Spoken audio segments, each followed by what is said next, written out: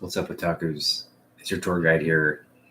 Um, we're coming at you with a midweek a midweek video, and that's because Comics Limited, his Instagram tag, Comics Limited, Travis, who is just down in. Hey, what's up? How you doing, Travis? Thanks for joining. So yeah, Travis and I. Okay, let me back up. 22 Comics, who's a great community member, he kind of set up a chat on Instagram with a few of his buddies, people that he's traded with in the community. So he's personally vetting, you can trust these guys. They're good guys in terms of trading. And so that prompted me to also invite a few people in my community to that chat. And now it's grown to I want to say it's almost 20 members in that group chat. And they're all collectors and people, some with really nice collections in there actually. But everybody kind of posting what they're looking for, what they're wanting, what they want to, what's up for trade. And I think a few trades were initiated through that chat, and I'm sure there'll be more moving forward. But I kind of put out what I wanted, and again, Travis kind of chimed in, "Hey, I got that book," and then he kind of let me know what he wanted. I sent him over something I thought he would like, and he accepted. So, yeah, we'll get into what I gave up. Hey, what's up, Comic Mag Musings? I'll get into what I gave up, and then we'll unbox what I got in return for that. So, Travis wanted some Star Wars comic books and G.I. Joe comic books. So I basically looked in my collection. I thought these would be books he'd like, and they're not books one book I was really attached to, but I figured, the book that he had was worth, in my opinion, the trade. So I did give up a big book for this one, but in the overall scheme of things, I think we both kind of got what we wanted. So hopefully, Travis, you're happy with it, and I expect I'll be very happy with this book as well. So yeah, what did I send? There were essentially 5 photo covers from episode 1. There was a Star Wars episode 1 comic book. It was a limited series that came out in sort of standard, A covers and then variant covers. The variant covers were photo variants of all the cast, the various cast members from the movie. So you have the actor who played Anakin, you had Natalie Portman, you had, Liam Neeson and Ewan McGregor as Qui-Gon and Obi-Wan. So there was 5 photo variant covers that went out. I don't remember the numbers, but there's one of Obi-Wan by himself. There's one of Obi-Wan and Qui-Gon together. There's one of Natalie Portman with a gun, Natalie Portman as Amidala, and then an Anakin Skywalker cover. So 5 books there. And then the other book I gave up, which was hard to do because I definitely had an emotional attachment to that book. Trying to look for my phone here. Where did I put my phone? Anyway, I had a picture of it, but it was G.I. Joe, I think 26, which is a great Michael Golden cover of Storm Shadow kicking Snake Eyes out of a subway train. Beautiful cover. but I got that signed and sketched by Larry Hama last summer. Hey, what's up, Big B McFly? Thanks for joining, guys. And I thought, yeah, this is a book you probably like. From my knowledge, it's a one of one because I don't know of any. So the sketch is Larry signed the book and then he sketched the Arashikage tattoo, the Storm Shadow Snake Eyes Arashikage clan tattoo, which is a series of red lines. He drew the red lines as the sketch. So it's a signed and sketched by Larry Hama last year from SummerCon. And it's a great looking book. It's a really nice book. And it was a very special book in my collection for sure. But I have a couple other Arashikage sketch and signed books by Larry.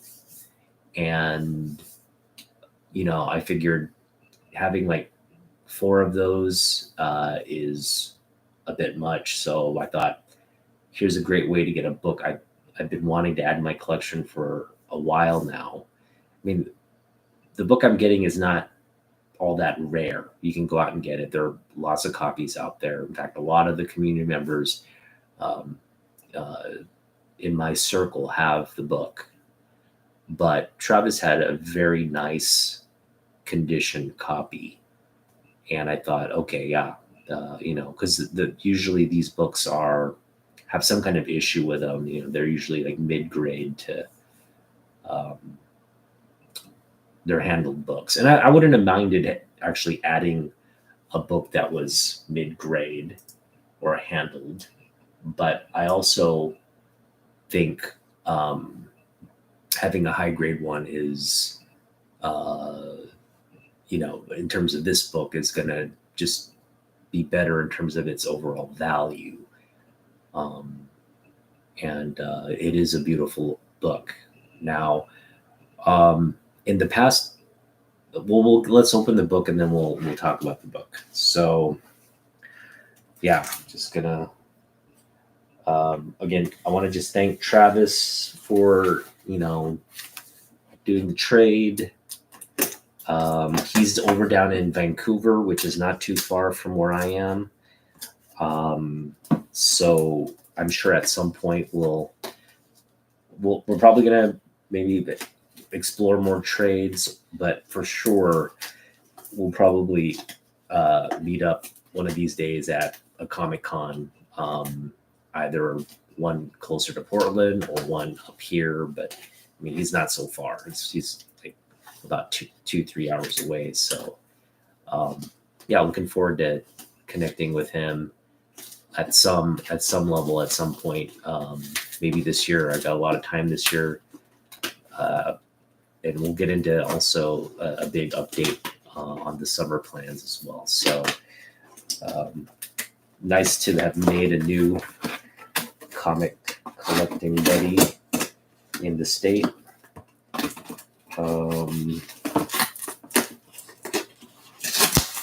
Just open this here real quick. So you did a very good job with the packaging here. It's in a box. So I would imagine nothing happened to this book at all. It's well preserved. And I did get a photo from him as well. So he got my books. I'm not sure when he's going to, reveal or open those, if he's going to do it on his channel, if he has a channel or not. But hopefully I'll get a chance to get his reaction and take a look at it as well. All right, so it's, very well packaged, as you can see. Got a lot of bubble wrap. Got the nice tape. And it's nicely wrapped. So thank you, Travis. Book looks to be in great shape. So excited. This is a book I've been meaning to. It's a big book, I think. I think it's one of those books, just has such historical significance. It's got incredible artwork, and yeah, just a big book. Wow, it is big. It is a big issue here. So we need to find. I mean, this will look, I think, good in the backdrop of our collection here. Nice little backing board and bag as well. Love it. All right. Well, let's reveal it. It's time to reveal the.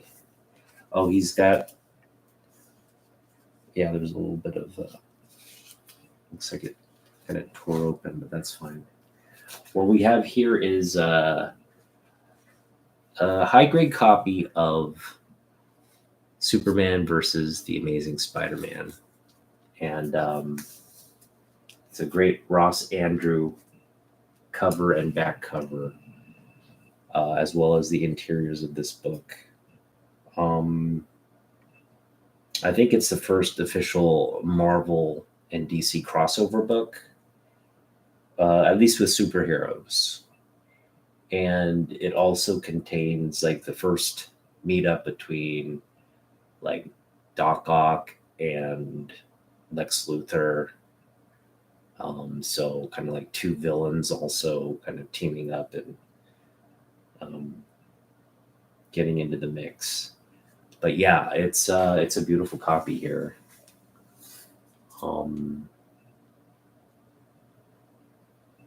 In a book I've always wanted this book.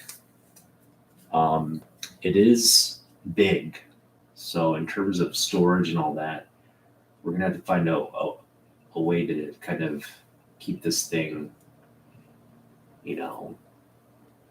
presentable and protected and all that. So, but yeah, so happy. Great. Thanks, Travis. This is exactly what I was expecting. I mean, we'll go over condition pretty thoroughly, I guess, at a different time. But for now, for all intents and purposes, it's beautiful.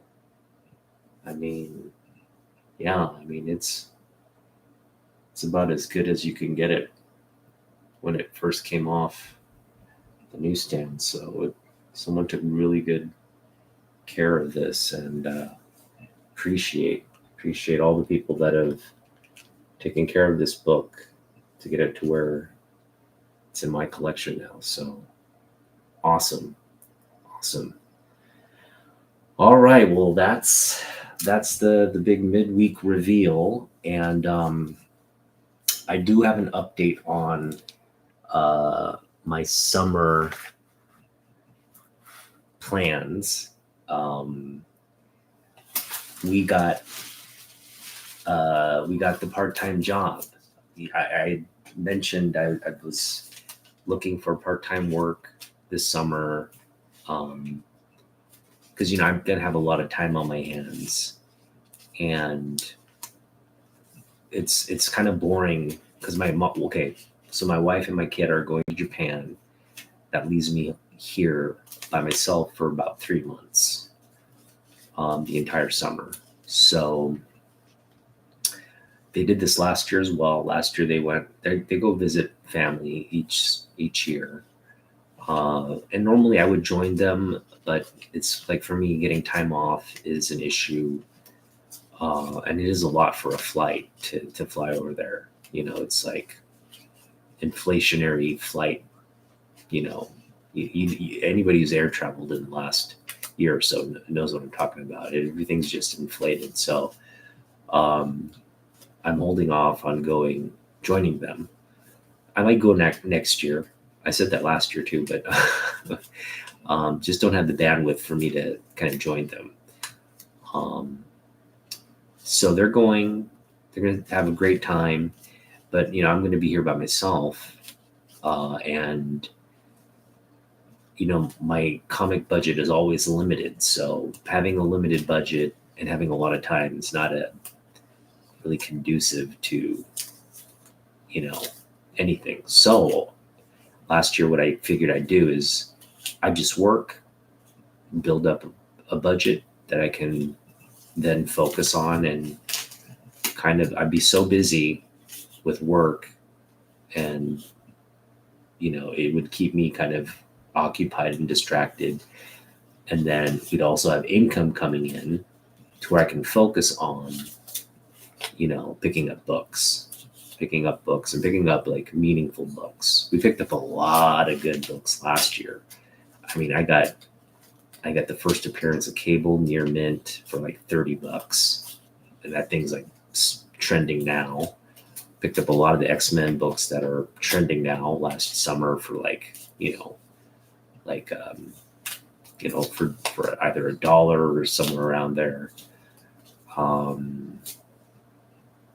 And picked up a lot of keys that we were looking to add, Wonder Woman 1, She-Hulk 1. These are all volume 2s, of course. I picked up that Wolverine X-Men 133 signed by Claremont. And we picked up a lot of good stuff last year. So yeah, go back and watch those summer videos, man. Those are just a trip, because I'm literally like doing haul videos like every couple of days, and just coming back with like really meaningful hauls. And this was back when Jeff was still open. Jeff at Ancient Comics, so we did a lot of Ancient Comics haul pickups. He's always has good value there. He's picking up good stuff there. But now I am really kind of limited to what's in my area in terms of like where I can get keys. Sten Brothers is my kind of new favorite place. The guy has a great collection. His pricing is, I don't want to say great. I want to say it's book value, but he has a lot of great books that are selling for book value. So in terms of like some of the bigger books, I think it wouldn't hurt to pick stuff up from there. Like he has the first Mr. Sinister priced at like $30, which is not bad. Maybe we'll pick that up, but a lot of good stuff there. So definitely when we build up a budget this summer, we're going to be able to pick up a lot of those sort of bigger books. But I'm not going to just like go in and start, we're going to kind of spend some time, let the budget build up. And I'm going to see right now, I had promised Ryan, to kind of take a look at going down to San Diego for San Diego Comic Con.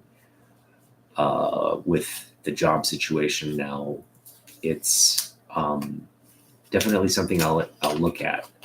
But the concern is, I just am starting the job.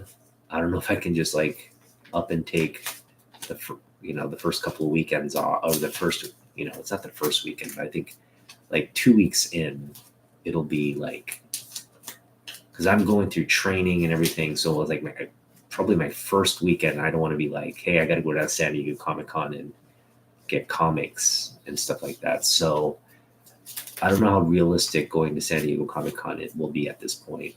And even if I do commit to San Diego Comic Con, all the money I earned from this part-time job, or the majority of what I earn, would go to like hotel, meals and airfare for that. So that's something I have to weigh.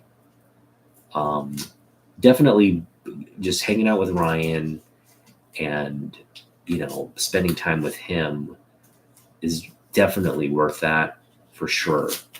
But right now, like with starting the new job and San Diego Comic Con were like in August, it would definitely be like, yes, I'm down. But because it's early July, I mean, it's only a couple of weeks away. I just feel like I don't have the bandwidth to plan, schedule, pay for things that right now I don't have money to pay for, and make that whole big, huge commitment when we are just starting the part-time work.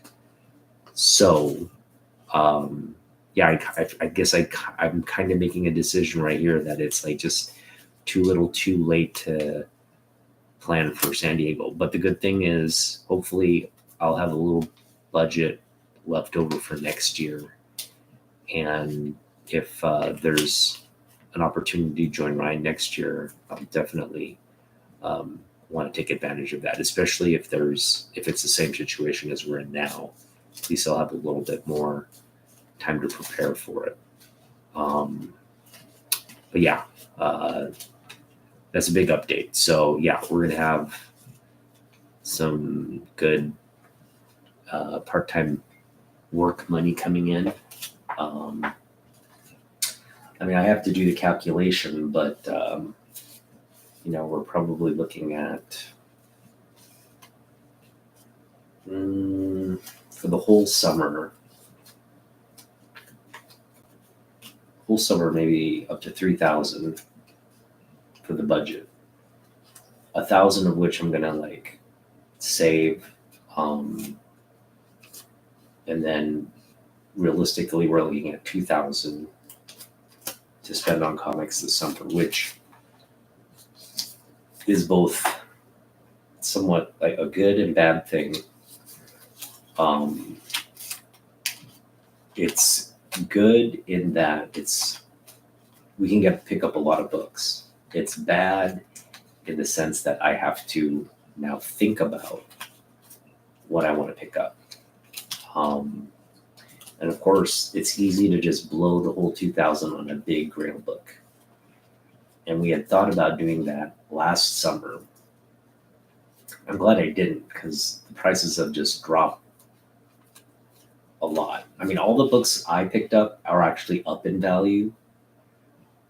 Whereas some of the bigger books, I was like considering investments on, those have all dropped. So I'm glad I didn't shell out the big money. Like I wanted to pick up actually, I shouldn't say it dropped. I think it's right around where it was last year.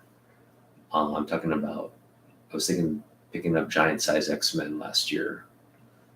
We had an offer for I think 900 that was on the table, but that thing had too many issues. For that grade, 900 was just you smoking crack, and that thing is probably below 9,000 now. It was low grade. It was like it was a low. I don't want to say low grade. It was a low grade copy. So I mean, I could probably pick that book up now for like 500, to be honest. And that's kind of what we're looking at. We're looking at like, if I could pick up a low grade copy of that book, 500, but maybe a higher grade for just blow the whole wad on Giant Size. But also we could, get a Golden Age Superman book, Golden Age Wonder Woman book. These are or Golden Age Batman book. These are 3 kind of Golden Age era books that I would love to. It really wouldn't matter what I picked up as long as we got something. Green Lantern is fine too, but something DC from the Golden Age would be really. Of course, it's got to be Superman, right? But Superman's such a pricey pickup. But that's the kind of like options I have now. It's like, okay, we got this budget, and spend a good chunk of it on a Golden Age book. And we picked up this Golden Age First Lana Lang last year. Decent grade. I honestly think for a Golden Age book, it's like closer to mid-grade than because there's no creasing. There's just bindery sort of issues that come with the age of the book. But I mean, I don't know. I think it is technically a low-grade copy, but it's such a beautiful copy of the book. I'll show it to you. I'll show it to you up front. Get a close look. I mean, it's got sort of, degradation and wear here. But overall, like,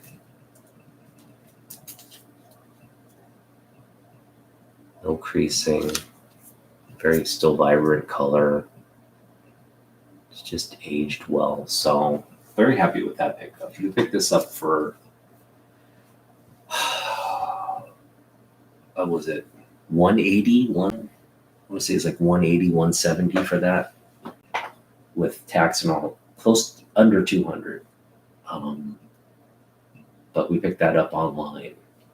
But very fortunate to have picked that up. That was, I mean, there were just no like reasonable sort of deals for that book anywhere except this one. He's a seller in New York. I'd actually be connected to him through the community, got his link through someone, and scroll through his website. He had a lot of great Golden Age books. We landed on that one. What's up, Damien? So yeah, I have I just got a part-time job for the summer again.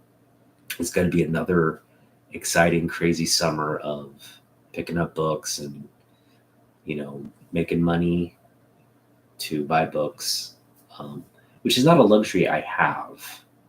I mean, I scrounge up money here and there, and I am always picking up books. So I don't want to make it sound like I don't have any money for books, but me, it's like I'll have like a 20 book haul for 10 books at $10. $10 is not a big, a lot of people will spend $10 on one book. That's never a kind of my haul. I'm always usually like low grading it, dollar bin booking it, and picking up a lot of 90s books, picking up stuff at half price books. I'm always kind of doing my pickups from a value standpoint. I do pick up a lot of good stuff, but it's always in that value lens. But like with a part-time job, again, I have probably $2,000. If I save everything and I'm just focus it on picking up stuff, we're getting paid weekly. That's also problematic because it doesn't. When money comes in weekly, money goes out weekly, right? So that's not a good thing. But I'm going to try to curb. I'll really try to keep it to like $20 a trip, unless there's something we really want. But $20 a trip, and then kind of stash and save the rest. And hopefully by the end of the summer, we'll have a good amount of money saved up, which we're gonna hit Grit City Comic Con, which is Grit City's a local show here. They great vendors there. Prices are incredible. You can pick up Bronze Age books for like $2 to $3. You can pick up modern books for pretty much like $1 or less. And again, they'll have all the slabs and like key books there. So I think going into that show with our, Jim Lee backpack, ready to hunt and find some good value, especially start with the big books first, because I rarely do that when I go to these shows. I'm limited on budget, so I hit the dollar bins first. But this is maybe a situation where if I save up money, Grit City last year it was in November. It was in November last year, so I'm hoping it's going to keep that time frame around November, around late October, maybe earlier, maybe early October. I don't think it's been announced yet, the schedule. Let me just check. Let me see if Grit City 2024 is.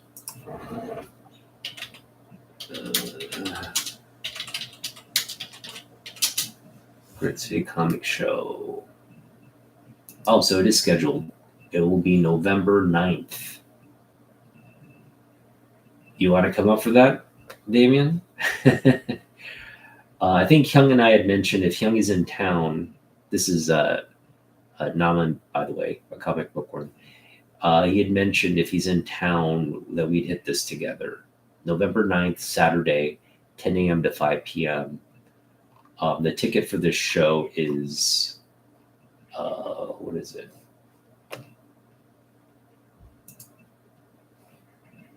It's $10. $10 for the day. So yeah, I mean, it's a really great deal. They've got Steve Lieber coming, Dev Madan, and Justin Hunt as some of the featured artists. But it's really just a vendor focused show. So a lot of local vendors will be there. Again, a lot of it's a great place to I think get good value on like key books, negotiate. These are the kinds of shows where people want to move books and they're willing to negotiate. Their list price is not where they land, and we shouldn't land with them. So it should be a fun show. So I'm just gonna, hey, what's up, Kenneth? Wow, I have a lot of people in the chat tonight. It's great. Just to kind of show off my book again, we got this great Ross Andrew. We got the Treasury edition of the first superhero crossover between Marvel and DC. First crossover of Lex Luthor and Doc Ock. You know me; those are my two favorite villains, along with my two probably. Well, I shouldn't say Spider-Man's not my favorite Marvel character, but he's second. He's definitely a second. My favorite Marvel character definitely has to be Wolverine. Wolverine's my favorite, and then I'd say Spider-Man's second. But in terms of DC, yeah, no one beats Superman. Superman trumps them all. This is just a beautiful Ross Andrew cover, and the black cover is beautiful as well. It's both heroes, a yellow cover. Both heroes are kind of standing back to back, and just a classic piece of work. So yeah, I want to thank Travis again.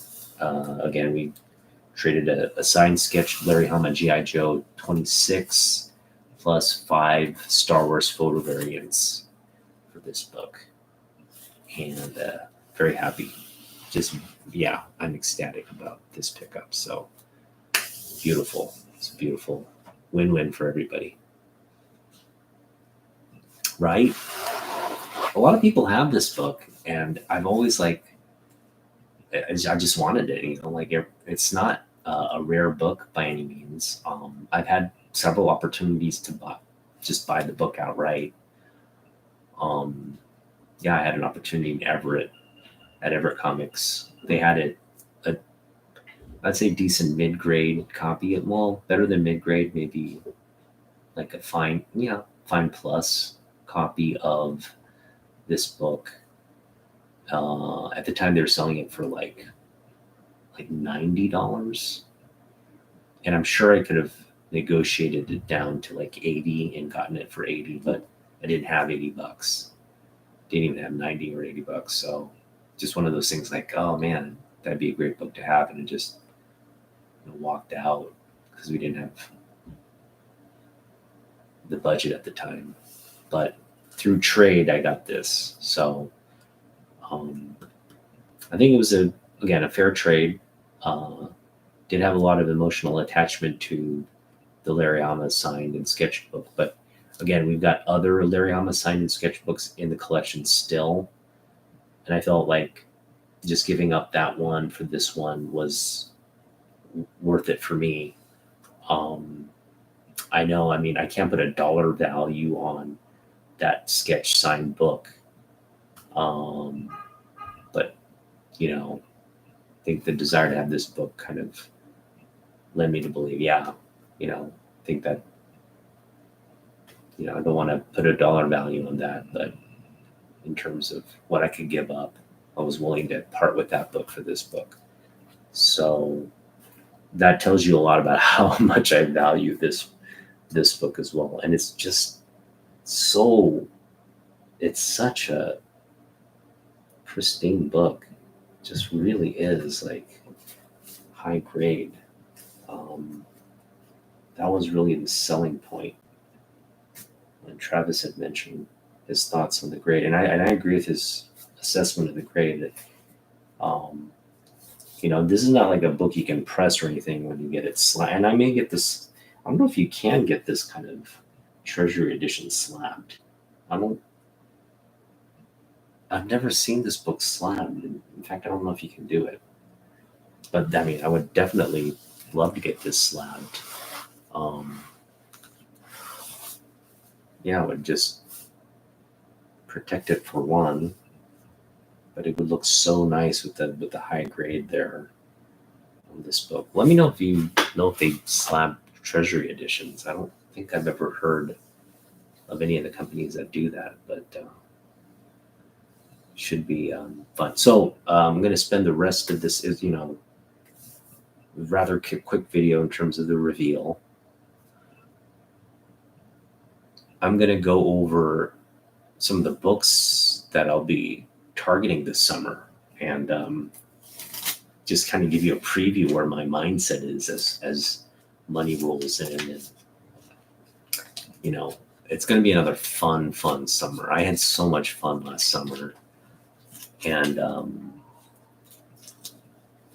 what's crazy is this year, even up to this point, we've had a lot of big books. I mean, this is a good marker where we are in terms of pickups. We picked up like Jim Lee, Triple Sign, X-Men 1 from the 90s.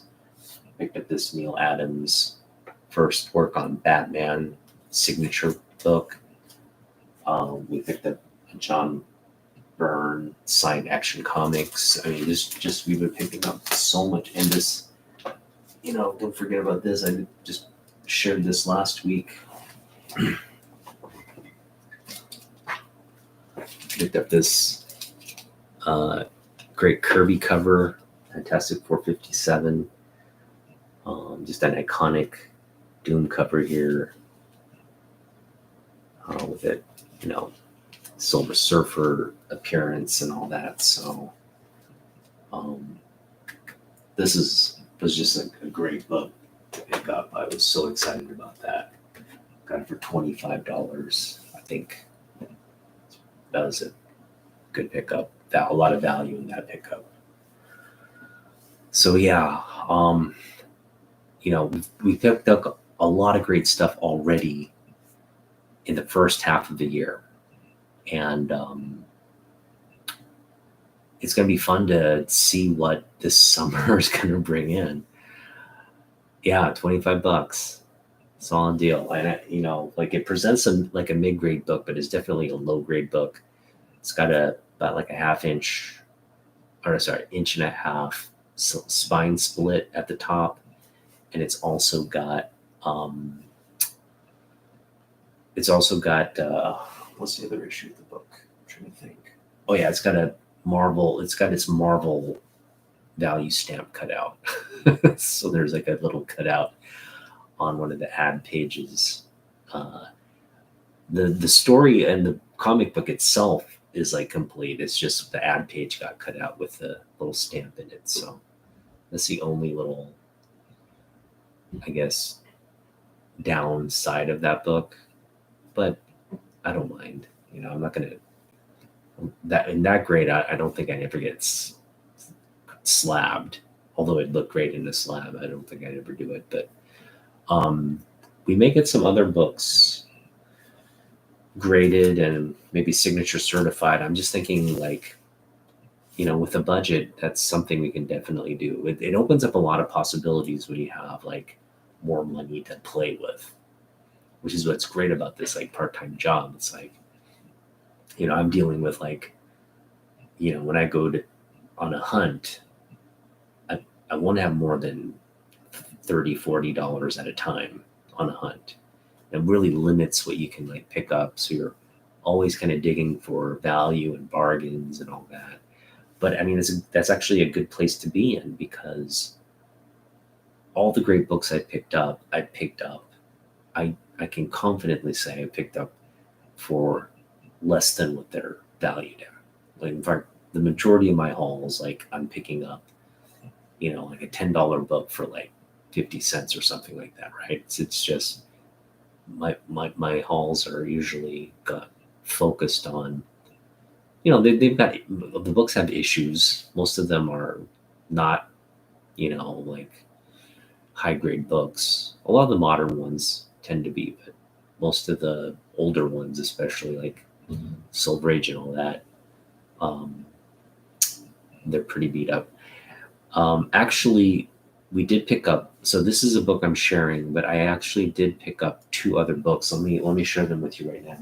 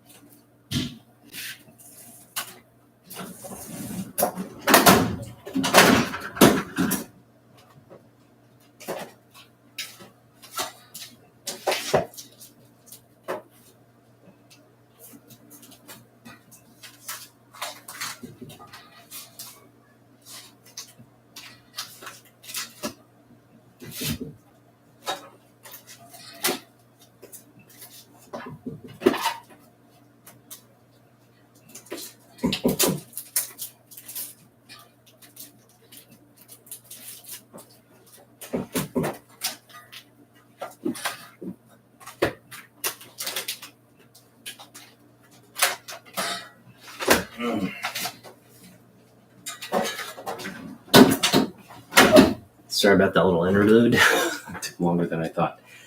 So I stopped by Sten Brothers last weekend on Saturday, and I had $10. My intent with the $10 was not to spend it all. My intent was just to kind of go in, see if their dollar books bins were refreshed. They also had a great like Flash comic book. It was Jim Lee homaging his Batman 610, where he's choking out Batman. Or sorry, was that 612? Anyway, but with a Flash in there. It was like a homage of Superman choking out Batman with Flash placing like roses. Fanboy Prime has that book. He picked up recently. It's an awesome cover. I definitely want it. So I was kind of going there. Like I thought, if nothing else, maybe I'll come out with that book, which was priced at $5. But we dug in their sort of regular sort of 50% off, the price tag section. And we actually found two books that we really liked. So I guess we'll start here. We picked up a really beat up copy of Superboy 104. This is the origin of the Phantom Zone. I think it's like the first mention of the Phantom Zone. But it's given from the perspective of like a flashback in terms of like Jor-El and who gets trapped in the Phantom Zone and all that. So yeah, key book. It's in rough shape. I think the cover's still attached, but barely.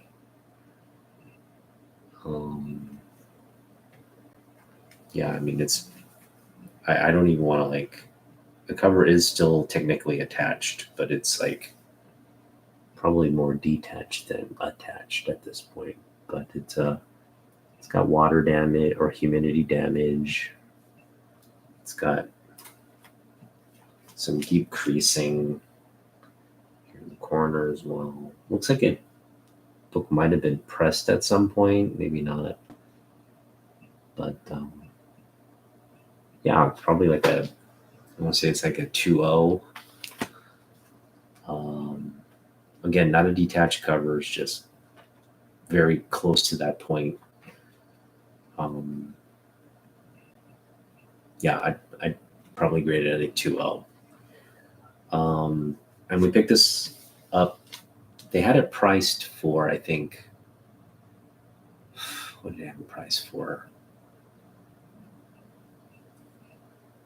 I'm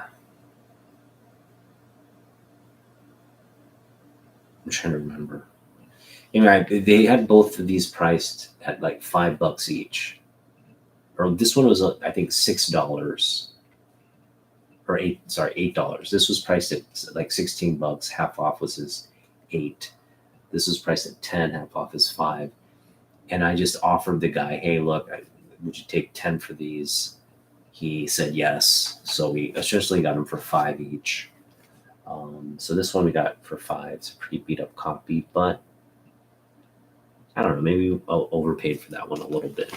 Don't mind. It's a great Silver Age Superboy book, key book.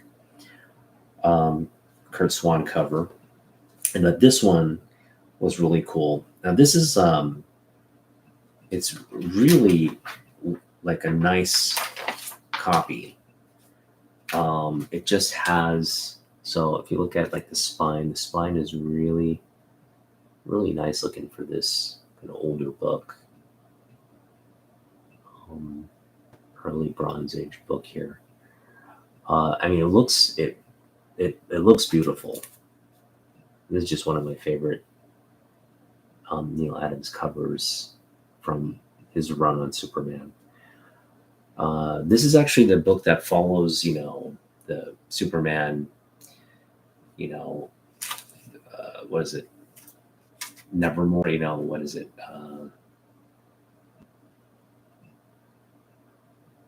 The Nevermore cover, where he's breaking Kryptonite Nevermore. Sorry, I couldn't think of Kryptonite. So like Kryptonite Nevermore cover. This is the following issue of that classic icon, and this is an iconic cover as well. Superman free fall there. But yeah, I thought, for $5 for this kind of condition, it was just a really great pickup. I mean, it does have a corner crease here, which if it comes into focus, you can see right there. So, it's got a nice corner crease there, but outside of that, it's a beautiful looking book. I mean, the black backlit presents beautifully. The color is very vibrant on this book, just not a lot of wear. So, I mean, it's going to be a solid, I'd say fine, maybe fine plus. Solid fine to fine plus for this copy for $5. So I just picked up 2 really great, sort of older Superman books, and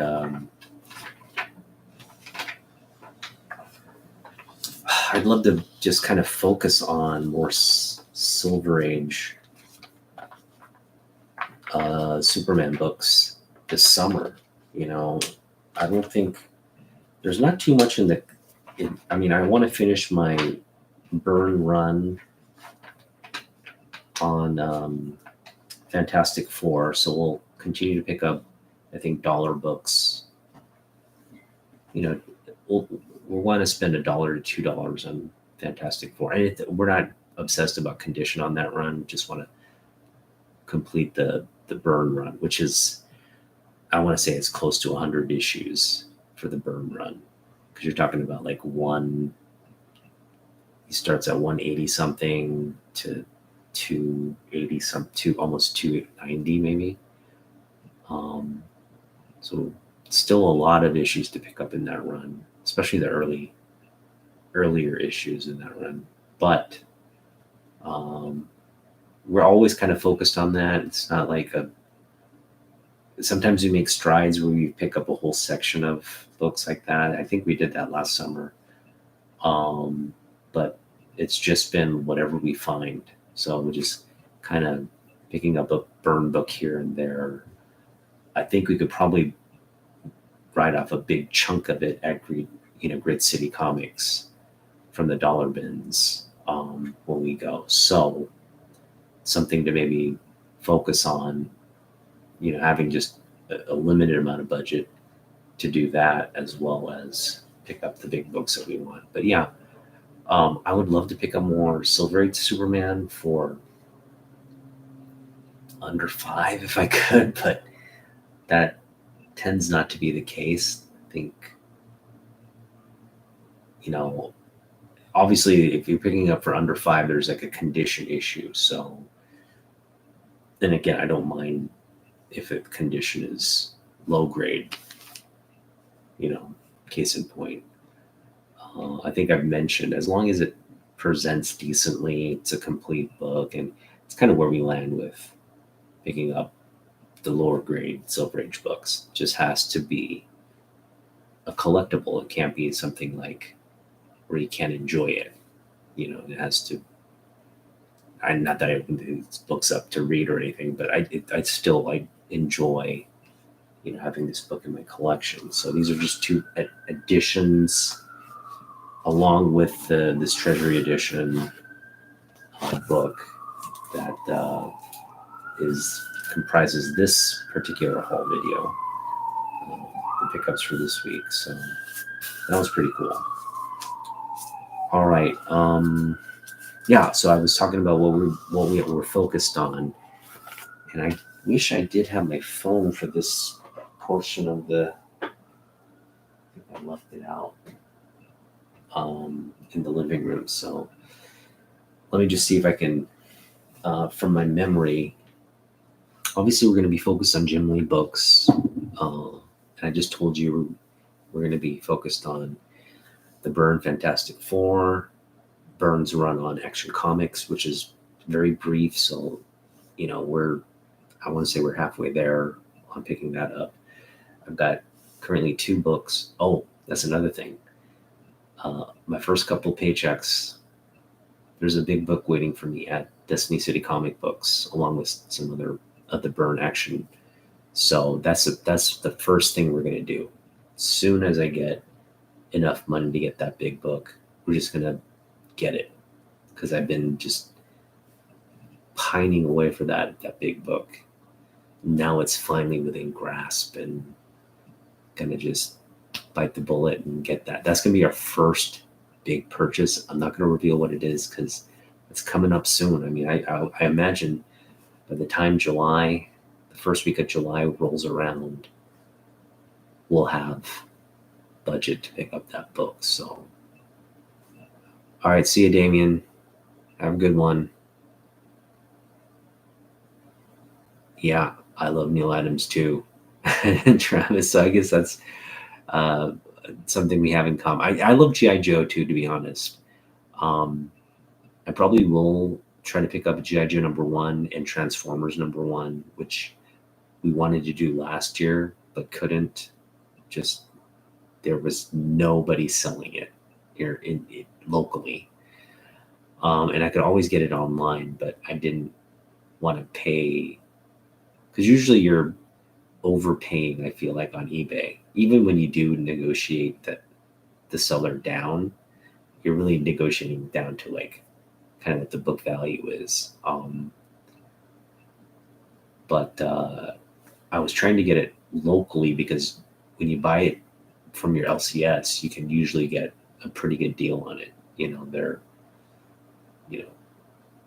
oftentimes they pick it up for a less than book value, so they just want to kind of make up or make a little margin on what they picked it up for, so you're getting that value discount. But yeah, there's obviously the Joker cover, the Batman Joker cover, Neil Adams. That's something we've been hunting for it's going on, I think, 2 years now. Actually, no, we really were focused on picking up last year, Yeah, a couple opportunities to do it. I'm glad I didn't because I could I've seen it sell for, in terms of the grade I want, I've seen it sell for less this year. So it's definitely fallen in terms of value and what people are selling it for. So I'm just hoping that trend continues and we can pick it up for what we want to pay for it. There's just so many. You can see the dilemma, right? Like you have $2,000, but when you start, I've already, that again, that Destiny City comic books is going to just, put me at a couple $100. So, oh, you missed a reveal? No worries. Have it right in front of me. Picked up the Treasury Edition. High grade copy. Really nice high grade copy. Love the cover. Love the artist, Ross Andrew. Love the significance of this moment as well in comic books. So just a cool, yeah. And it, the only real issue is like keeping this, being able to present it. And luckily I have, like, this will fit in here. So it'll, like, take up the entire shelf space, but it will fit in here. As just got to put a nice, like, thicker backing board on here, and it should be fine. What else?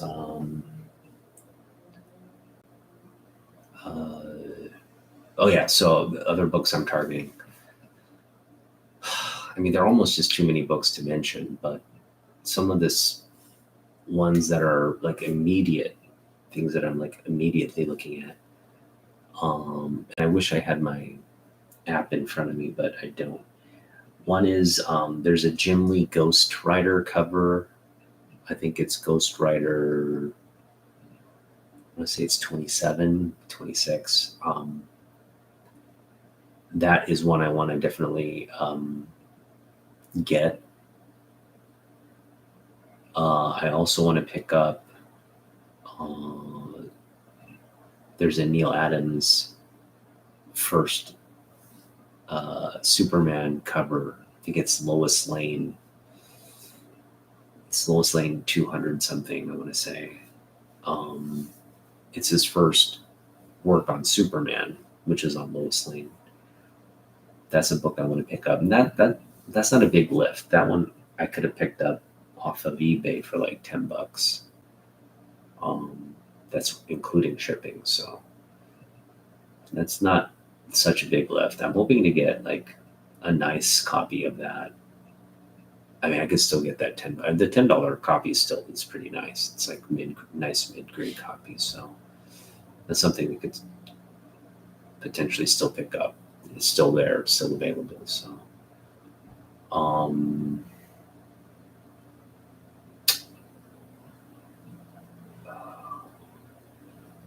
yeah, I mean, I think I want to pick up the Silvestri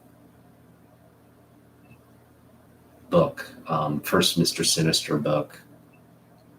I want to pick that up in a newsstand. And it's sitting at Stem Brothers right now, like for 30.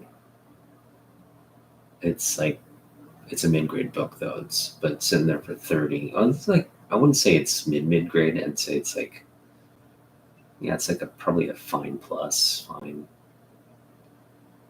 copy. There's issues. The spine's kind of beat up.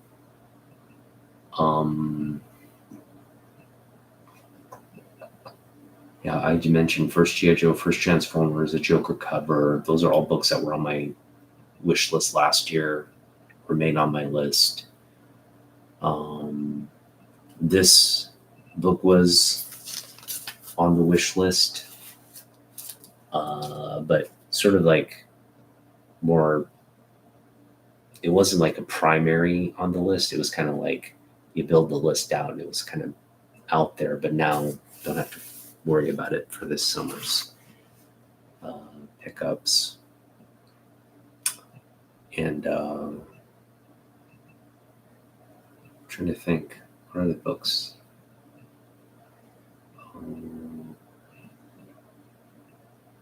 I guess that's it. I mean, there are obviously like big key Grail books that we want. Oh, there's a Frank Miller bug going around. I think they just released a documentary on his career.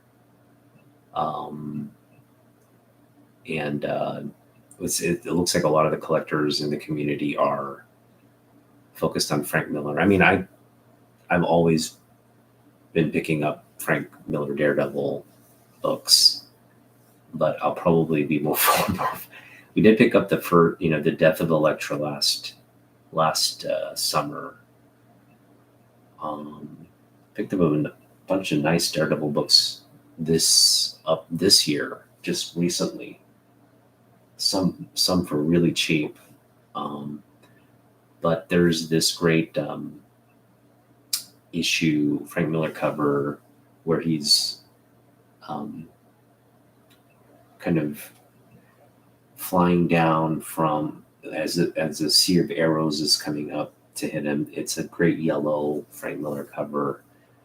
I forget the number, but that is a book I want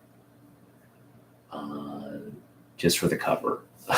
Just for the cover. It's a beautiful Frank Miller cover.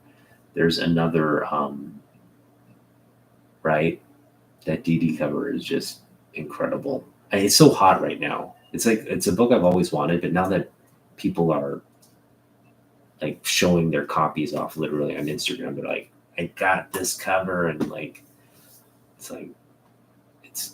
definitely heightened the desire to pick it up. But if it's too much, like if they're asking like $20 for it or something, I'm probably gonna pass.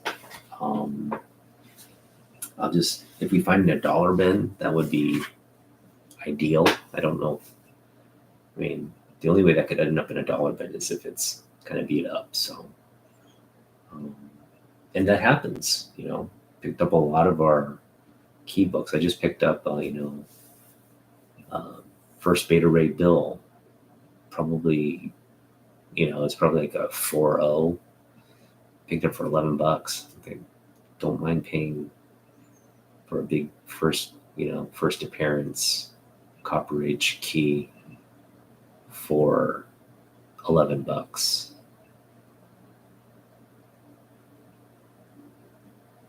Oh, nice. Oh, okay, Travis, so you're an artist.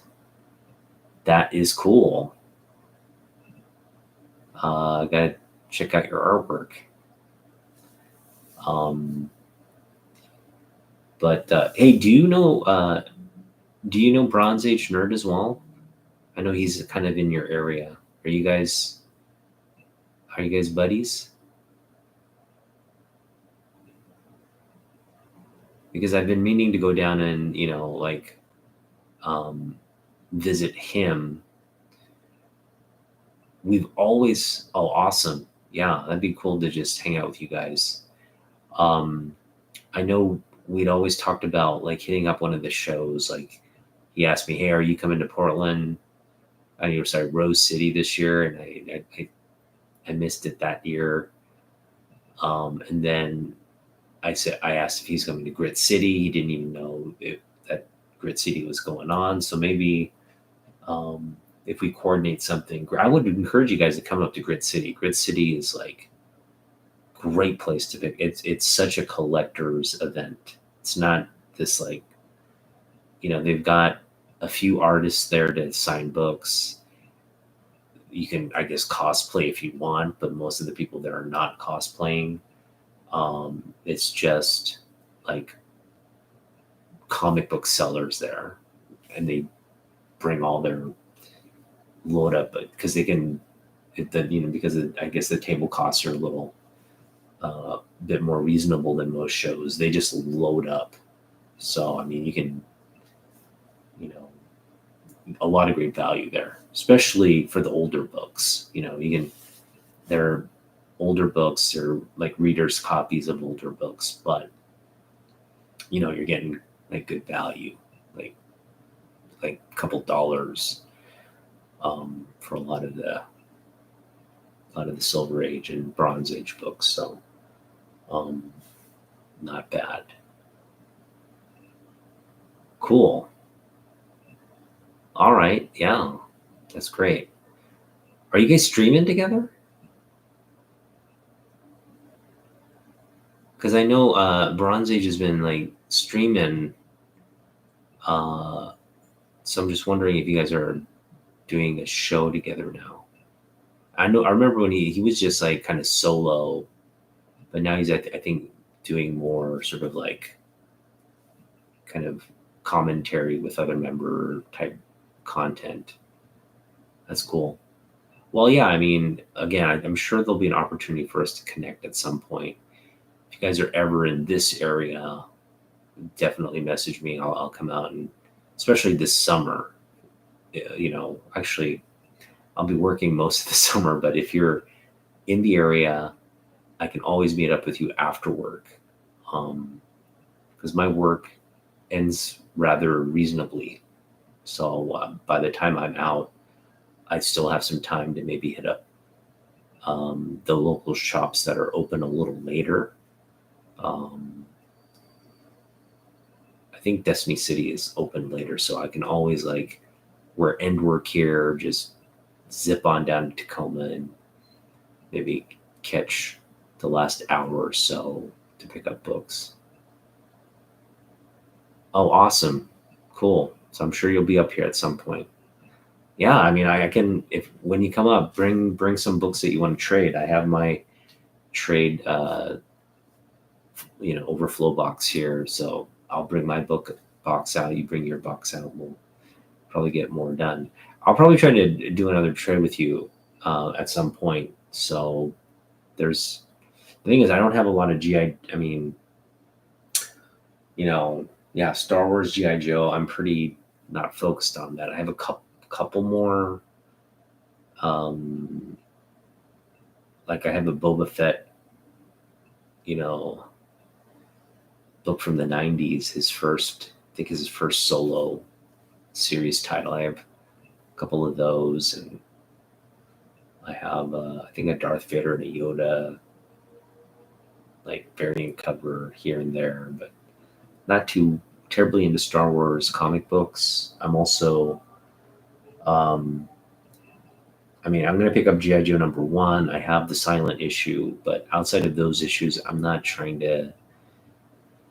I mean, at some point, I debated whether I wanted to pick up like GI Joe and Transformers books, but I was like, but the thing is, I there's so much other stuff I'm focused on. It's like I had to kind of put that to the way just because I kind of give it up.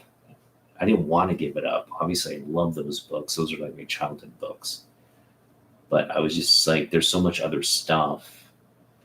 And yeah, I mean, you can't even pick up G.I. Joe and Transformers stuff cheap anymore. They used to be kind of more in the dollar bin find area. Now they're just priced out because, again, people like me have that nostalgic kick and they are like actively like I think GI Joe is super popular in Washington State for some reason because it's sparse. The GI Joe, like especially the early run, 1 through 25, I'd say 1 through 30 of GI Joe is just like you're not going to find much, or they're priced out.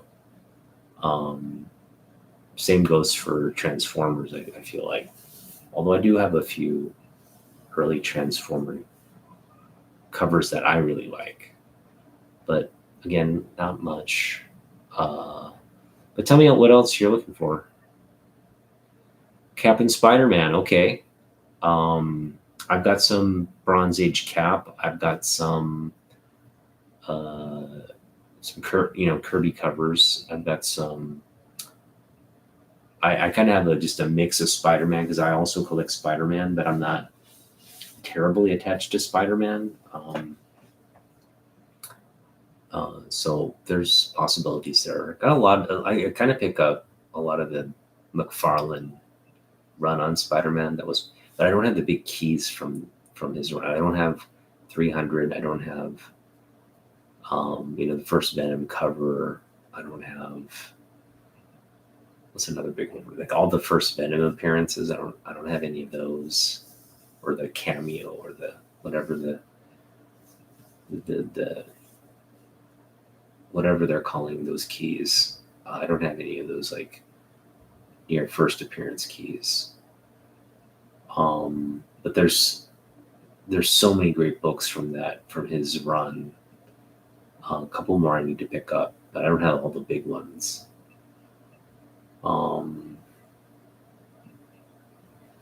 Yeah, I mean,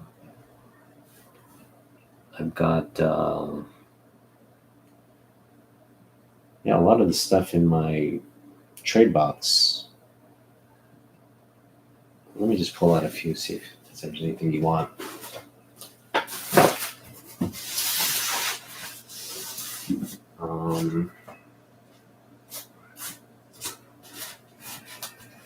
Just gonna pull a nice stack out here. These are all available for sale or trade. So Simon Bisley Aliens cover there. I've got George Perez Avengers for the 90s. This book. It's Wolverine Symbiote. That's pretty sick. Terminator.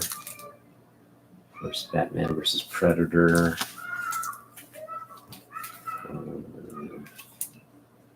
Detective Comics. Some reprints. I always like this Jose Luis Garcia Lopez cover. Batman on Venom. Oh, I got this. This is a really cool book. I think picked it up for. It was $1,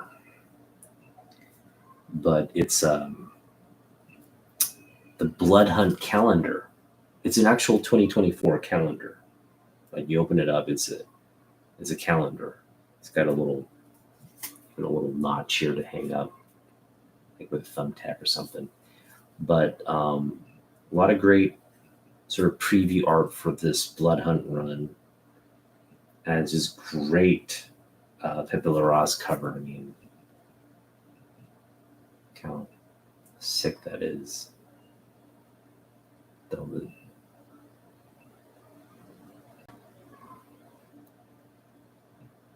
And apparently this is like super violent. I don't this calendar, as I flip through it, is like a PG. It's not like a, what is it? The red bar.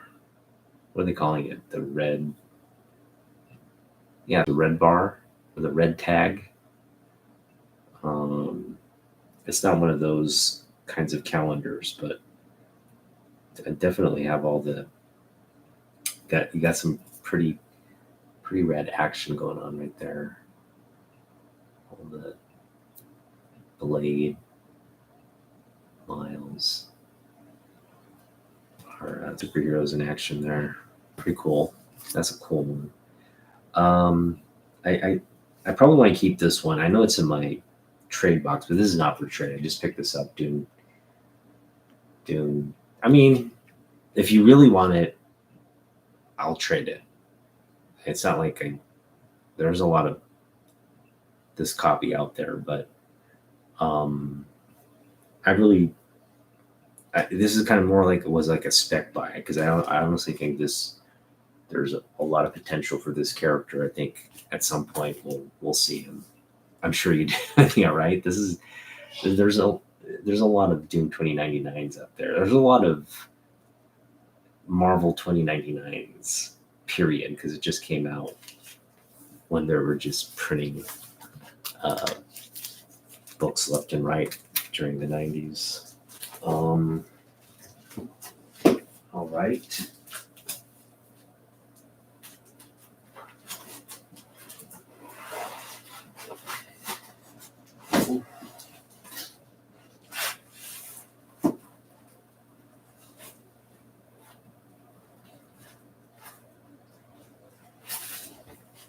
Here's some of the caps that I have. I have 199 and 201. Great Kirby covers there with the Falcon. Those are just a great, I think, era of cap, right? Because Englehart, it was Englehart and Kirby that worked on this book. And Damien was talking about how great this era of cap was, and how political it was, which is why it was such a good series. And it's like makes sense, right? It's like, sometimes you got to get political in comic books.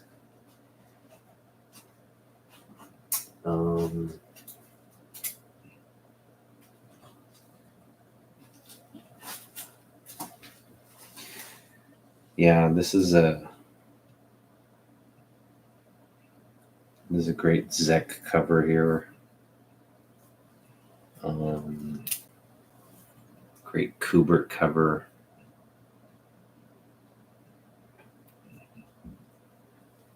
It's a good kick to be on. This is a G.I. Joe issue, but I just always like the back cover more than the front. So I have the back cover showing.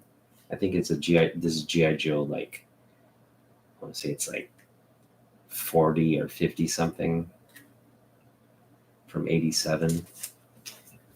Got this is a Punisher Warzone, near mint, absolutely flawless. Oh no, this got spine tick. High grade copy, but it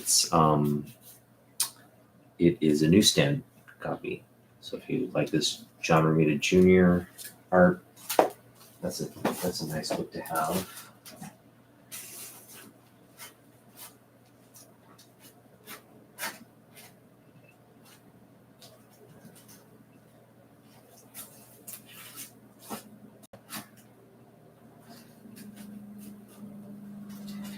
All right, here are some ones that I think. This is Jedi Academy Leviathan. Apparently, there's like a bunch of first appearances in this one, of like, the Jedi Academy, like student Jedis that apparently have maybe potential. This one I'm going to keep. Oh, I actually do have more Transformers than I thought. I don't know if you're into Transformers. We've got 17, we've got 12. Love this cover here with Optimus on there. I got this Transformers Universe, which is cool. Got also the Dinobots cover there, which is dope. Wanted. This is, I think, a limited edition one. War Machine #1. The foil variant or foil cover. This is a cool one. This is the Young Guns 04, the first official sort of preview of the Young Avengers. Got the first appearance of Dakin in fully revealed, I guess, is fully revealed first appearance. Which they're making those distinctions now. I mean, first appearance is a first appearance, but I guess it counts how many panels you're in now, or how exposed you are, like, as opposed to like just like half your face or like your finger or something. If you have the full reveal, it's more value than like body parts. And then even if you do have a full reveal, like in Hulk 180, right, the cover and being present throughout the book is more valuable.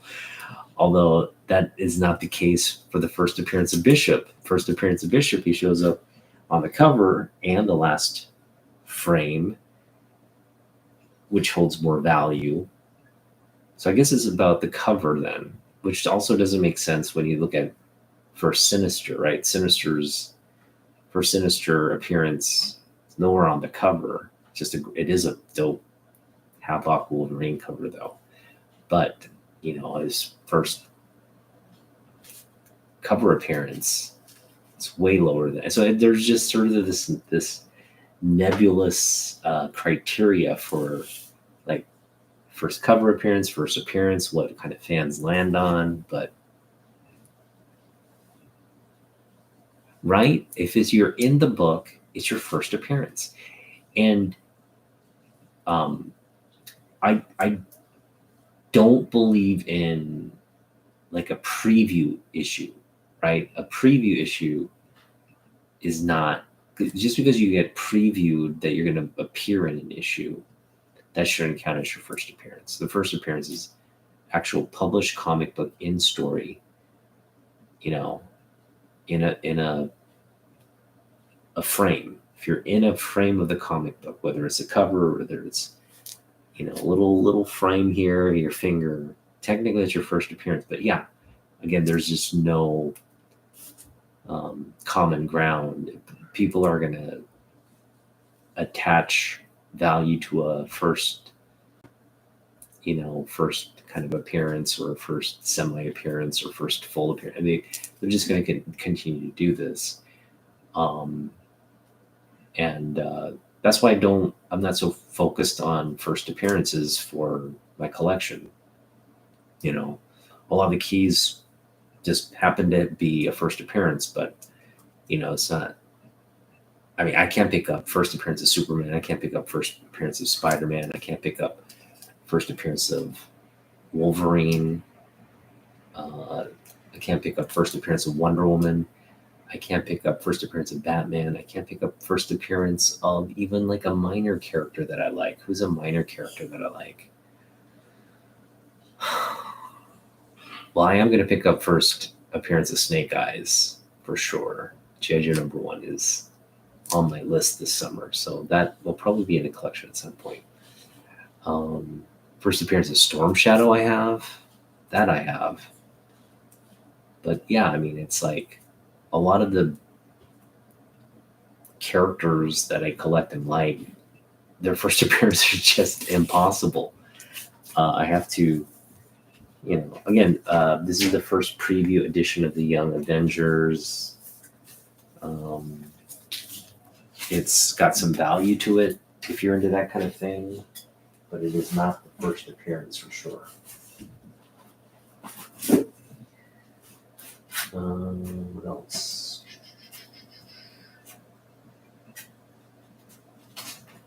Yeah, I got I gotta admit, there's not a lot of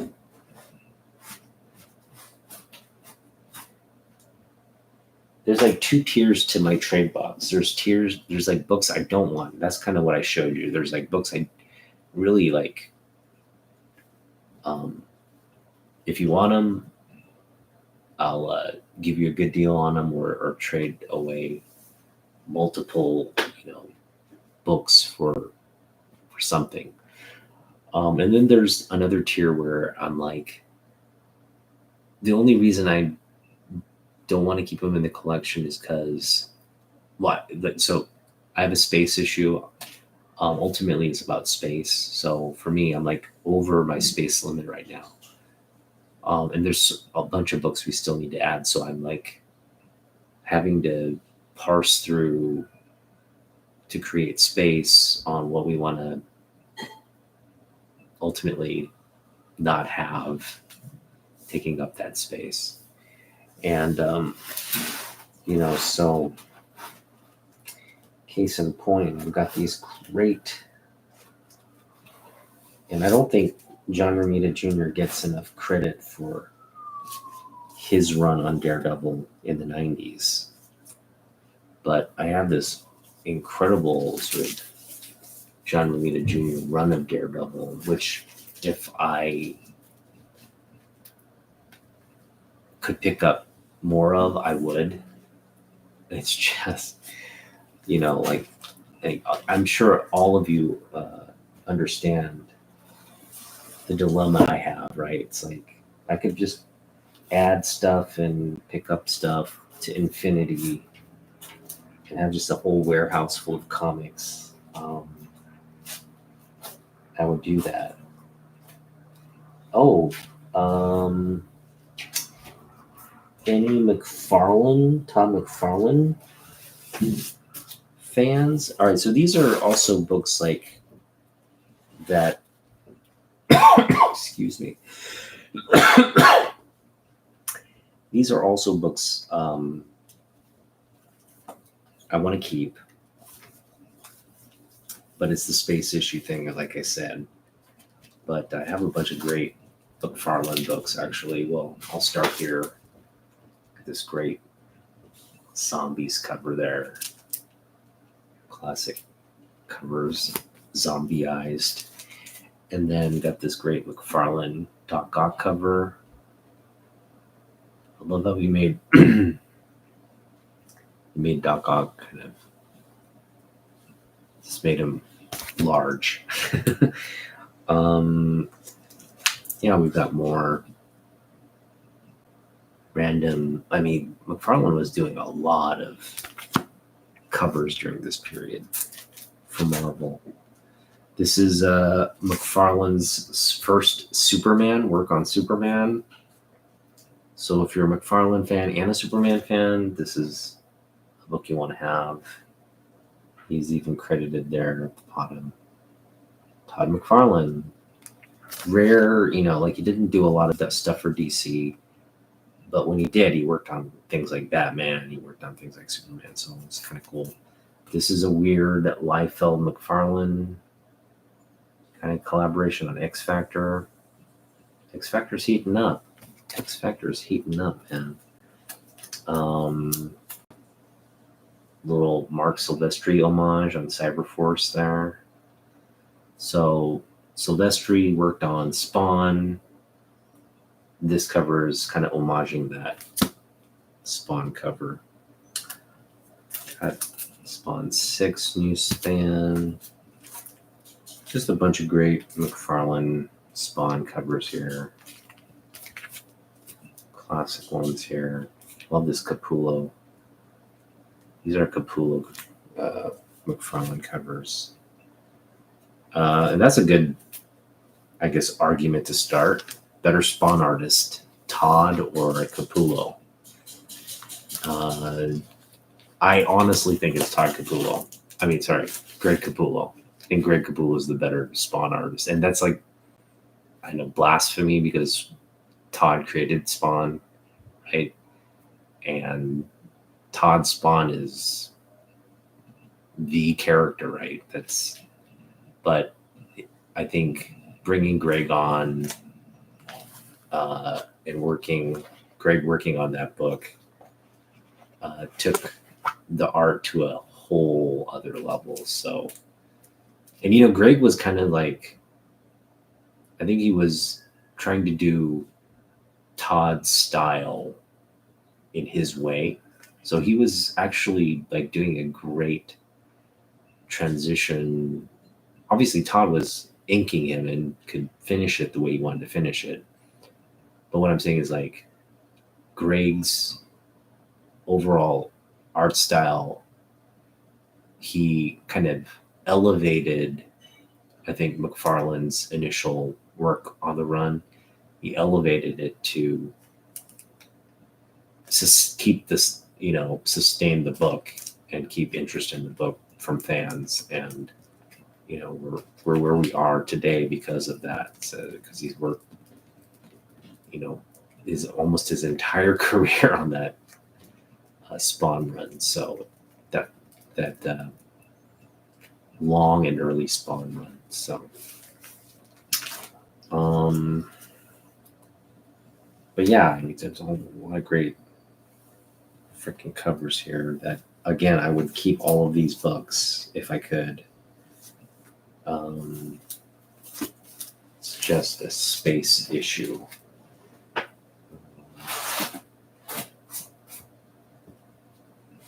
And which is why I think this summer I gotta always, because we have money coming in.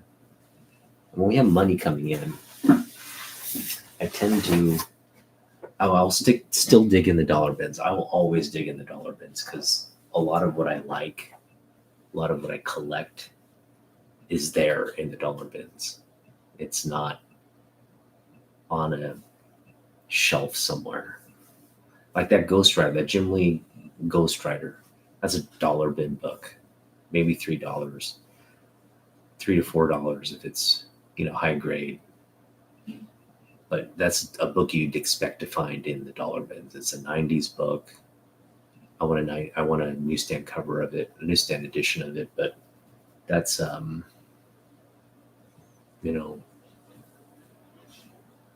that's a dollar book. That's how much I want to pay for it.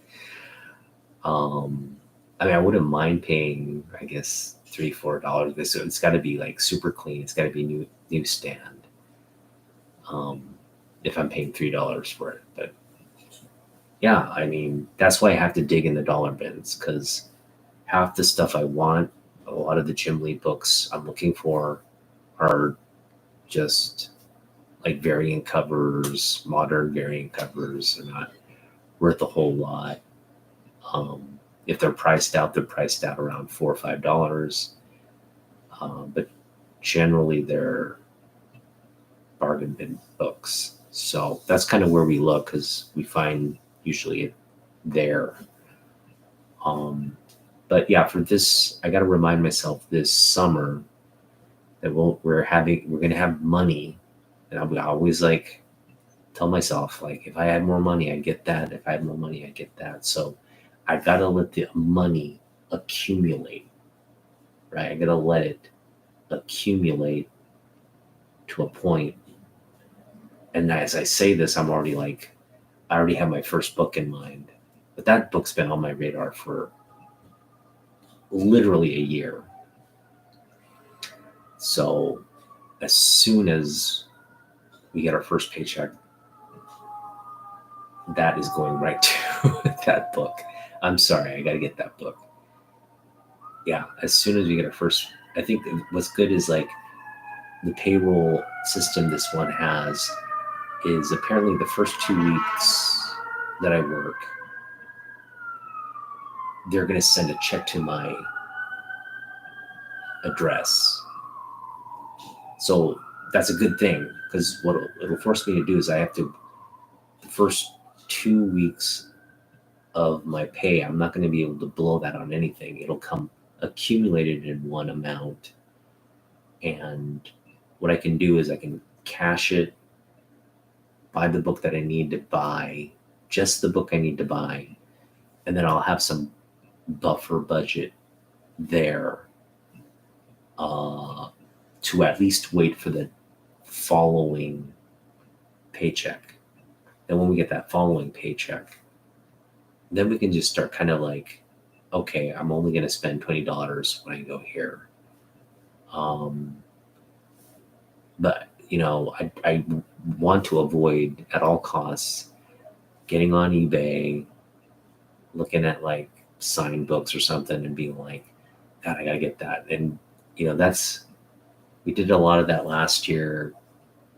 Kind of, I'm not that I regret it, but I definitely felt like we could have spent more and picked up bigger books that we actually did want if we did less of that last year. So yeah, I'm going to try to, I know what my issue is. So I'm just going to try to focus on not falling into those traps. All right. I guess we're at the point where I start talking about, things that are kind of coming up. The Deadpool movie's coming out. And they came right out and said Taylor Swift is not going to be in the movie. Okay? Which leads me to believe she's going to be in the movie. Okay? When you have to tell people, because everybody is like making the assumption she's in the movie, right? When you physically have to tell people, no, she's not going to be in the movie, it's a, what do you call it? It's like a feint of hand, right? It's like a magic trick kind of thing. It's like setting you up for some kind of other expectation for what the movie might be. And then when they reveal it, it's like, oh, okay, so you were lying this entire time, right? So um, I think it's one of those things where, like, maybe she's not Dazzler. Maybe she's in the movie as like Lady Deadpool, or something else. But I'm pretty positive now that she's gonna be in the movie. Because you don't make a statement like that to throw people off, unless, you know, unless it's getting to the point where, like, people are expecting her to be in the movie, and then when she's finally revealed, people will be like, "Yep, see, yeah," it creates less of that sort of mystery, I guess. But I don't know. Maybe she won't be in the movie. But I think the Dazzler first appearance of Dazzler book is falling precipitously as we speak. Who knows? Maybe we'll pick up a Dazzler book this summer. That thing falls off a cliff. But it is a nice book. I gotta say, for those of you who picked it up, it's not a bad pickup. You know, it's a great, it's a great cover. It's a great book. That's what I was saying. That she's probably going to be. At this point, she's just going to show up in a cameo appearance. That's all she has the bandwidth for. It's not like she is an actress. It's not like she would come. I know she's put out a movie. I think she put out like a rom-com or something way back in the day, where she was horrible, like, as an actress, right? She was playing herself essentially, but she's not a great actress. So if she's going to appear in the movie, it's not going to be in any kind of, like, important scene.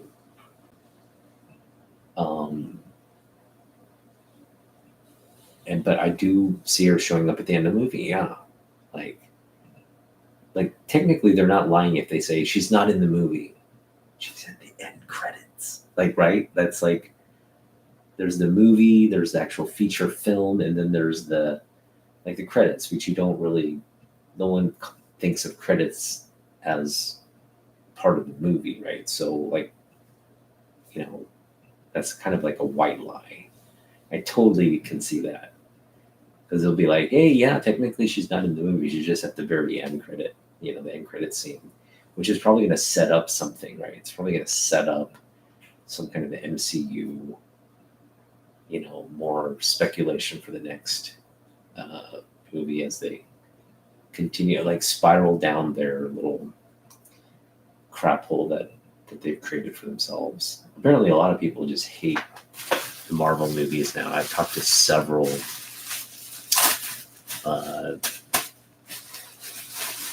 people who loved Marvel movies that now despise the Marvel movies, and I don't think it's superhero fatigue more than it is just crappy production fatigue, right? It's not like audiences are tired of superhero movies, it's they're tired of bad superhero movies. So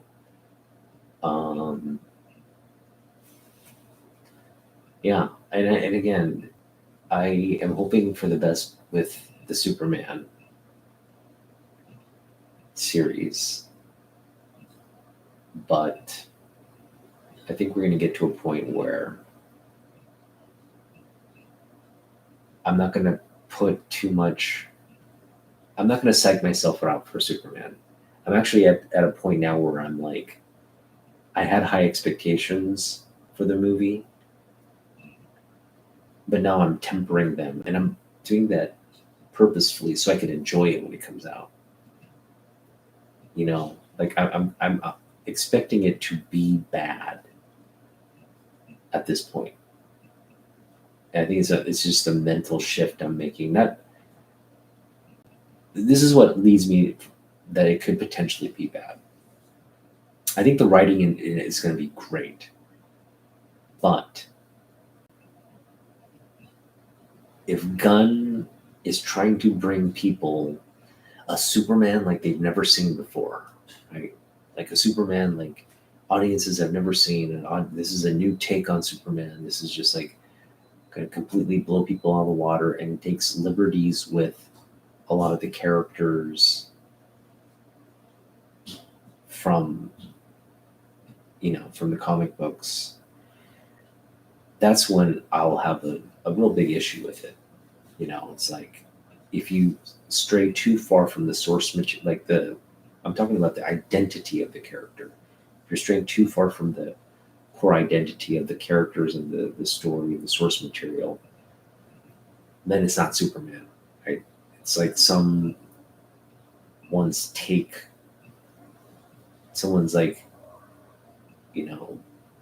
revised take on Superman, which is not always a good thing. We've seen that done too many times up to this point. Um, and yeah, it's a simple formula. I just wish it's like KFC, right? It's like KFC. You've got a formula that's worked. And when KFC introduces all these little alternatives to the the Colonel's original recipe, don't get me wrong, I like spicy crispy. Spicy crispy is a great addition, but it's never going to beat the original recipe, right? Nothing's going to beat Colonel's original recipe. So why try to create those like alternatives for people? Just stick to the formula. Stick to the meat and potatoes of the character. Like times have changed. Yeah, we're living in a an IT run society. We're overrun with technology. But that's why we need Superman even more, because he's not addicted to social media. He's not like he literally like he's that classic old school hero that we all just need to get kind of kicked in the butt and reminded that of his greatness. He's not a character that will sell out himself for anybody. He'll rescue everybody, even the bad guys if they need it, right? Which is why he's truly one of those like just like Boy Scout type characters, and there's everything to love about somebody like that. So yeah, he's not sexy. He's not, and that's the thing. Like he never was sexy. He was never. Well, he's a popular with the ladies. They always made Superman kind of popular with the ladies. But what I'm saying is like he was never, I guess, emotionally damaged, which is kind of what you had to be in starting from the Bronze Age on, when you started to lose like when Superman stories started to just like lose their audience was when characters were getting grittier, more realistic, or kind of angst filled like backstories. You know, they had something like tragic, like Batman, right? Like the parents getting killed in front of them. That was fueling and creating more, I think, richer and more interesting stories. But that's all built upon the foundation of who Superman is. It's just like you had to spin off other characters and make them differentiate them from the gold standard of superheroes, right? So it's just an evolution of comic books, comic book characters, the industry itself. But that's not the formula for changing Superman, who the character of Superman is. It's a formula for maybe like presenting a new character, But that's not what we're doing here. We're not presenting Superman as a new character. We're presenting Superman as Superman. And if Batman can just stay the same, broody, sort of like, vigilante of the night, and not change in its essence of who the character is, and then you don't need to do that for Superman. If people can't accept Superman for who he is, they don't deserve him. To be honest, they don't deserve the movie. They don't deserve that rich history of who helped build comic books to where they are today. They just don't deserve it. But I think anybody who really understands comic books understands that vital fact. Like, the reason we have superheroes is because of Superman. So just paying homage to that fact, like, this is the OG superhero. Go and watch and support his movie. Like, that should be enough to keep him relevant. And so I just hope James Gunn stays true to who the character is, without getting too far-fetched, without relying on, like Guy Gardner to be some kind of, supplemental character to prop him up or support him or whatever. It's fine. Guy Gardner's in the movie, but he shouldn't be there as like a crutch for the Superman character. He should be there just to compliment him, maybe, but it's Superman's show. So I hope they just focus. And they did, they were going to call the movie Superman Legacy. I just hope they continue to stick to that premise, the legacy of Superman. Like, let's celebrate that in this movie. So that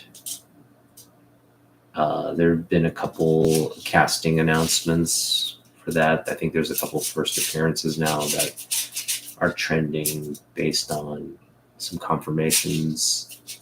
That's good to see. It's always good when you have like obscure comic book characters coming into the mix on a new production. That will never hurt. Building a better world around Superman, a more contextual world around him is always good. Adding more characters is always good. So that I'm not too worried about. I'm just worried about, again, stick to the source material. You'll be fine. Don't compromise that aspect of it. Then we have a problem.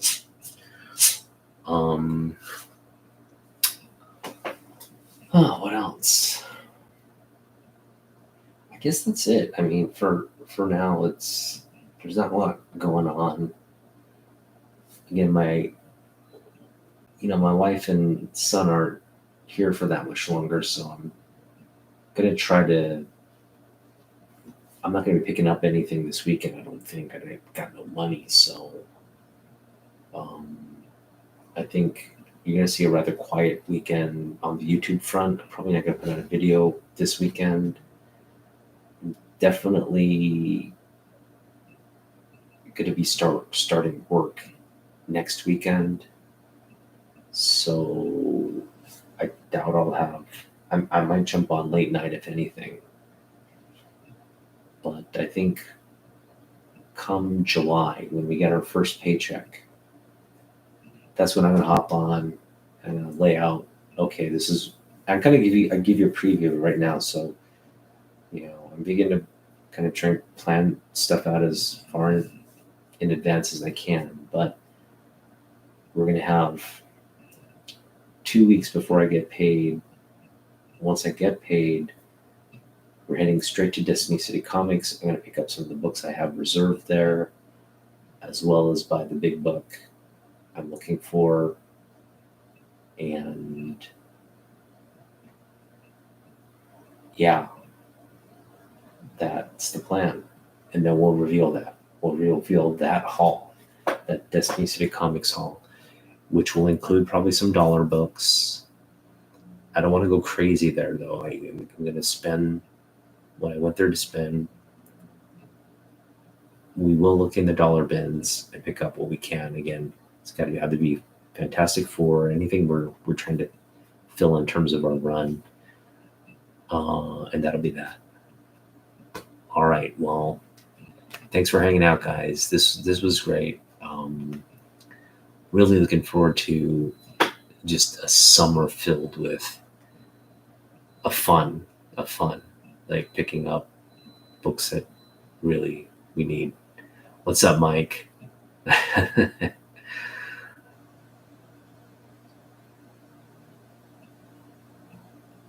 Yeah, Superman Returns was so great. I don't know why people didn't like that movie. I love that movie. Brandon Routh was a great Superman. Um, and Kevin Spacey was a great Lex Luthor. Um, and I liked the little take, like that there was a potential. Well, there was a romance between Lois and Clark, and then she goes and gets married and has a kid, and that kid, they leave sort of this question mark: is the kid really Kal-El's, or is it the other dudes? I thought it was an incredible movie, and I love the rescue scene, how he gets his powers back and he pulls that ship out of the water, and how they created that moment. It was great. They've had a lot of great. I think one aspect that maybe people had issue with was some of the CGI that was used in that. I mean, compared to what they're using now, it's like that wasn't that. Maybe it was because the CGI wasn't that good. You could tell it was CGI. Maybe that was the issue. But for the most part, they had the soundtrack in there. You have to have the John Williams soundtrack in there, and they had yeah, a lot of great just character moments, right? Um, um, when he rescued that plane, that was a great scene. I mean, it was a great movie, and I don't think people hated on the movie, but at the same time, it wasn't like, I don't know. Maybe it was a box office disappointment. I don't know. I watched the movie. I was in Asia at the time when it came out, so I watched it with Asian audiences, and I know Asian audiences, they don't get Superman. They really don't, because a lot of them, the younger kids, they never watched the Christopher Reeves movie. And I'm sure when they released the Christopher Reeves movie, it was probably dubbed in Korean, and probably did a horrible job because no one got the character right. It's like, how well are Koreans going to know who Superman is when you don't understand the history of the comic books? So it was probably very novel as like, oh, here's an American superhero movie. Well, but it was just probably the dubbing on that movie, or yeah, I would imagine it was dubbed back then. The dubbing on the movie is probably horrible, which again is going to affect how younger audiences go back and watch and view that movie. But yeah, I watched it with an Asian audience. They seemed to like it. Nobody was like jumping out of their chairs for Superman, though. It was kind of like, again, they don't get Superman, so it was just one of those like, what am I watching kind of movies. Like, I'm sure it's entertaining for maybe 20% of the people there. Um, but I loved it. I was probably the only one really into the movie. Even like my girlfriend at the time was like, "Yeah, I know who Superman is, but I don't think she enjoyed it at all." Um, but yeah, that was a great movie. All right, Mike. All right, Travis. Thanks for joining, guys. Travis, thanks again for this book. I love it. It's my new favorite piece in the collection. Got to find a way to like present and maybe present and preserve the book a little better, but we'll figure it out. I'm going to kind of spend the couple of next couple of minutes doing that when we hop. So yeah, stay tuned. It's going to be a fun summer, and it's going to be just a great ride. So hope you guys continue to check in and see the progress I'm making on the collection this summer. Go back and check out some of my videos from last summer, just to kind of give you a preview of what to expect. It's going to be more of what we did last summer. So, go back, check out a video from like maybe July of 2023, just a haul video. Go out and check a haul video from July 2023 or June, August, whatever, just to give you a taste of kind of where we're headed this summer as well. So it should be fun. All right. Take it easy, guys. We'll see you in the next one. Peace.